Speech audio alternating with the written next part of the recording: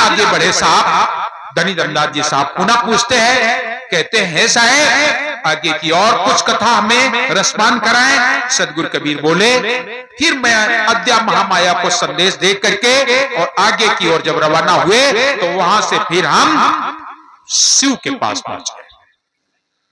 शिव जी के पास पहुंचे, वहां पर क्या देखा, वहां पर भगवान शिव ध्यान लगाए बैठे हुए हैं, पैर द्वीप में कैलाशपुरी में सिद्ध गणों से शोभित है। यक्ष यक्षिणी दंपत कुबेर 9 लाख के साथ सर्प नंदीगण वीरभद्र गणेश श्याम कार्तिक भैरव भवानी के सहित सती महामाया पार्वती जी सहित शोभायमान हो रहे हैं। पंचशील 10 भुजाएं और 20 नेत्र से माला घुमा रहे हैं, अलग निरंजन के ध्यान में बैठे हैं। सदा काल उनकी धुनी लगी हुई है और जब धुनी लगी है सदगुरु वहां भी पहुंचे और वहां भी उन्होंने वही आवाज लगाई, सतनाम। और जैसे सतनाम की आवाज लगाई भगवान शिव का ध्यान खुल गया। और जब भगवान शिव का ध्यान खुला तो भगवान शिव बड़े क्रोध में आकर के अपनी आंखें लाल की और आंखें लाल करके सदगुरु की ओर दृष्टि डाल रहे हैं। सदगुरु से कहते, तुम कहां से आए हो, तुम कौन हो, सतनाम की आवाज लगाने वाले तुम कौन हो।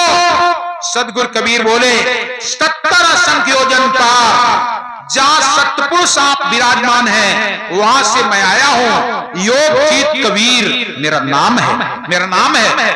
तब निरंजन जी कहने लगे, अलख निरंजन से आगे कोई ब्रह्म है क्या, तुम्हारा ब्रह्म अलख निरंजन ब्रह्म से कोई और आगे है। सदगुरु कबीर कहने लगे, जो अलख निरंजन ब्रह्म है वो सतपुरुष के 16 अंशों में से कनिष्ठ है, छोटा।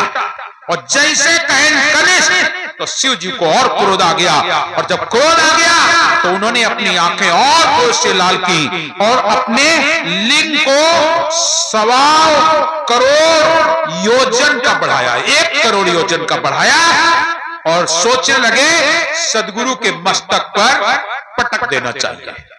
जैसे उन्होंने अपने लिंग को बढ़ाया सदगुरु के मस्तक पर पटकना चाहा, साहब ने नाम बल से ललकार लगा दी और जैसे नाम बल से ललकार लगाई तो उनके जो नेत्र थे वो टूट गए और लिंग केवल 1.25 हाथ का रह गया।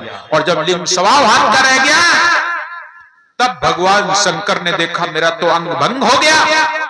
भगवान शंकर ने स्तुति करना शुरू कर दिया, कैसेवं केवलम ब्रह्म बीज रूपम तथैवोचा आदियन्तो, कैसेवं केवलम ब्रह्म बीज रूपम तथैवोचा रहितो आदियन्तो न यत् कबीर सा उच्यते। का सुख सागरो दाता बीज ज्ञानम तथैवोचा रहितो आदियन्तो न यत् कबीर सा उच्यते।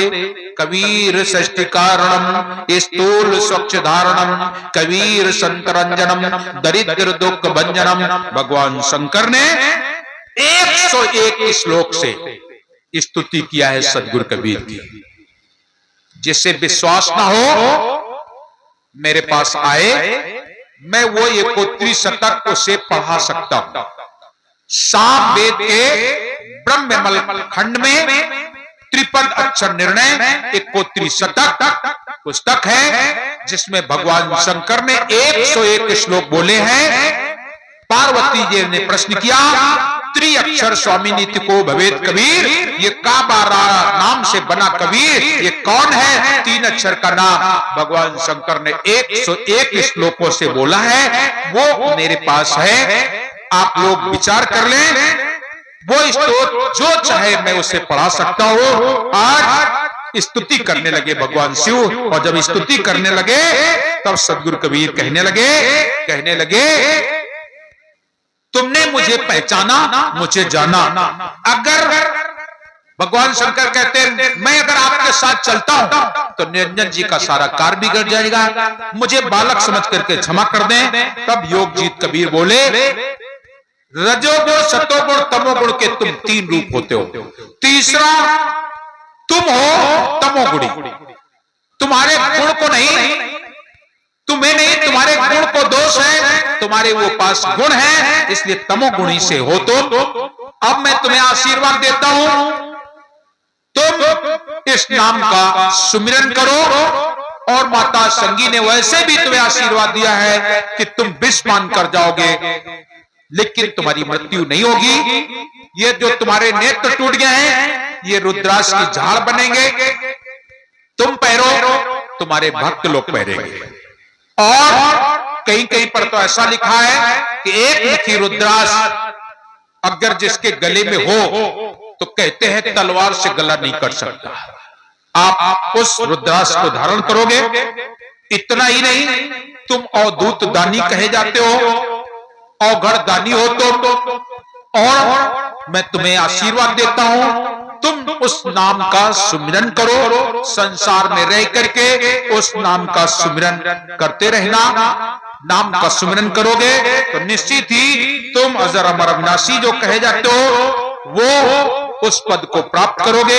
इस तरीके से मैं तुम्हें प्रसन्न दिल से आशीर्वाद देता हूं। तुम इस भवसागर के श्रृंगार करता हो। हे शिव, तुम्हारा जो लिंग टूटा है, अज्ञानी जीव इस संसार में तुम्हारे लिंग की पूजा करेंगे। आज संसार में शिव जी के विग्रह रूप की पूजा शायद ही कोई करता। सभी लोग लिंग की पूजा करते हैं। ये वहां पर लिंग टूटा था। आप इसके बारे में और जानकारी भी कर सकते हैं। इस तरीके से उनकी लिंग की स्थापना होने लगी, लोग उनकी पूजा करने लगे। लेकिन भगवान शिव उस नाम का सुमिरन करने लगे। नाम का सुमिरन करते हैं, अज्ञानी जीव तुम्हारे लिंग की पूजा करेंगे और तुम्हारा गुणगान गाएंगे। साहब कहते हैं जाओ तुम सतनाम का सुमिरन करो। उसी बात को रामचरितमानस में तुलसी बाबा लिखते हैं, जपो जाए शंकर सतनामा, तुम नाम का सुमिरन करो। आज नाम का सुमिरन देते हैं, सत्य नाम की आवाज लगाते हैं, भगवान शिव अपने ध्यान में मस्त हो जाते हैं और साहब आगे की ओर रवाना होते हैं। जब आगे की ओर रवाना होते हैं, धर्मदास साहब फिर हाथ जोड़ के कहते हैं, हे साहब दया करके मुझे और कुछ अमृत कथा पान कराएं। सदगुरु वहां से चले तो वहां से फिर ब्रह्मलोक को आ गए, जहां पर ब्रह्मा जी थे। ब्रह्मा पंच सिर 5 वेद धारण किए हुए, पास में उनके हंस वाहन अर्धांगिनी सावित्री सरस्वती आदि विराजमान है। वहां पर योगजीत कबीर आए और सतनाम की आवाज लगाई। और जब सतनाम की आवाज लगाई तो ब्रह्मा जी ने भी वही बात कही, सतनाम की आवाज लगाने वाले तुम कौन हो? तो सदगुरु कबीर बोले, मैं योगजीत कबीर आदि संदेशी आया हूं, जहां पर जन्म और मरण नहीं होता। मेरा धाम अविचल धाम है, ऐसे देश से मैं आया हूं। तो ब्रह्मा जी बोले, जो मेरे वेद कह रहे हैं एक ज्योति रूप भेद है, उसके आगे कुछ नहीं है, तुम क्या कहोगे? तब ब्रह्मा बोले, ब्रह्मा कहने लगे एक ज्योति रूप भेद है, उसके आगे तुम क्या कहोगे? सदगुरु कबीर बोले, वेदों में 7 करोड़ महामंत्र हैं, वेदों में 7 करोड़ महामंत्र हैं, उसके आगे स्वसम वेद है, वो मैं देता हूं, मैं स्वसम वेद देता हूं। ब्रह्मा जी बोले, मैं सदा काल षष्ठी में लगा रहता हूं। सदगुरु बोले, तेरे पास 5 वेद है, तूने 4 वेदों का अध्ययन किया, ये तुम्हारा जो 5वां वेद है ये समय पा करके नष्ट हो जाएगा, नष्ट हो जाएगा। इसलिए ब्रह्मा पंचमुखी थे।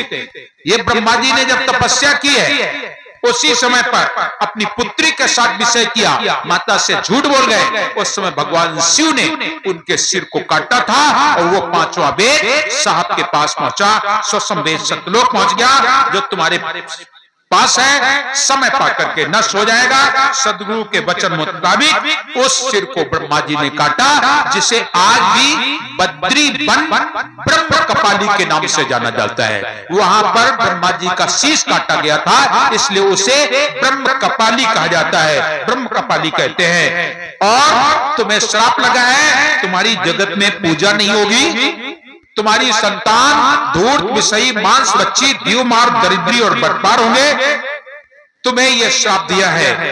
हाँ, दिया तो है। और ब्राह्मण जो सतमार्गी होंगे, वेद पाठी होंगे, खट स्थान में पूजे भी जाएंगे। इस तरीके से ब्रह्मा जी से बात हुई। तब कह रहे हैं साहब, सुनो ब्रह्मा, तुम्हारी जगत में पूजा नहीं होती, तुम्हारी संतान धूर्त विषयी मांस बच्ची द्युमार दरिद्री और बटपार है, लेकिन सुनो मेरी बात। बोले क्या? तुम्हारी संतान को खट स्थान में पूजने की बात कही गई, लेकिन मैं एक बात करता हूं, नींद खाए दुज अक्षत डारा सकल महात्म हो छकारा। मांस खाने वाला ब्राह्मण अगर वो अक्षत डाल देगा तो सारा का सारा उसका किया हुआ सारा कार्य खराब हो जाएगा।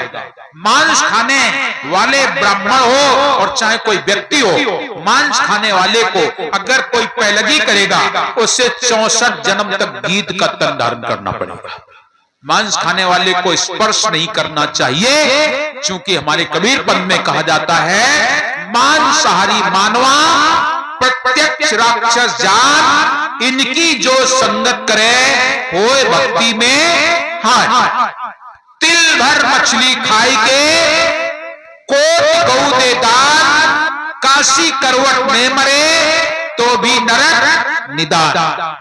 मांस को खाने वाले की कभी मुक्ति नहीं होती है। मांस खाने वाले व्यक्ति को प्रणाम भी नहीं करना चाहिए।